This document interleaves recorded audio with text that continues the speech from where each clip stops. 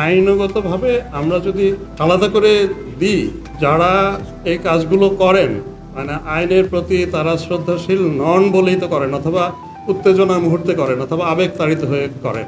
আমরা বরাবরই, এটা শুধু শিল্প এলাকা না, সারা বাংলাদেশের জন্যই এটা কিন্তু আইনে আছেই। আপনার ট্রাফিক সড়ক পরিবহন আইনেও আছে, আবার আপনার দণ্ডবিধিতেও আছে যে মানুষের চলাচলে আপনি বাধা সৃষ্টি করতে পারবেন না, এবং এটা দণ্ডনীয় অপরাধ আইনে বলাই আছে। নতুন করে কিন্তু আইন করা লাগবেও না, কিন্তু ওইটাই আমরা আবার মানুষকে স্মরণ করে দিয়ে বারে বারে আর কি সমাজকে। একটা বৈষম্যহীন নতুন বাংলাদেশ গড়ার আন্দোলনে আমরা আছি।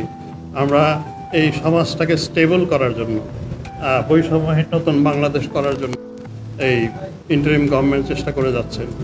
তো এইখানে যাদের স্বার্থে আঘাত লেগেছে নিশ্চয়ই তাদের মধ্যে অনেকে সংক্ষুব্ধ, এবং এটা খুবই স্বাভাবিক যে এই বর্তমানে শান্তি শৃঙ্খলা রক্ষা, মানুষের জনজীবন যেন সুন্দরভাবে চলে, এই সব জায়গা অনেকেই চেষ্টা করবেন যে এখানে যেন অস্থিরতা তৈরি হয়, যেন এখানে বলা যায় যে এই প্রশাসন ব্যর্থ হচ্ছে, এরকম তো অনেকেই আছেন এটা যাদের স্বার্থে লাগছে।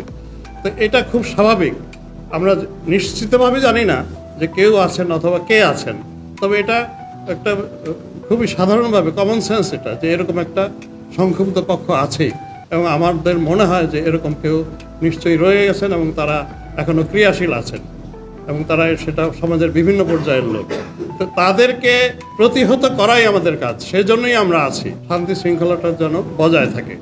ঈদের জন্য প্রতি বছরই ঈদ আনন্দ উদযাপনের জন্য সবাই বাইরে যান, বা তার শহরে যেখানে তারা কাজ করেন এগুলো ফেলে রেখে যান।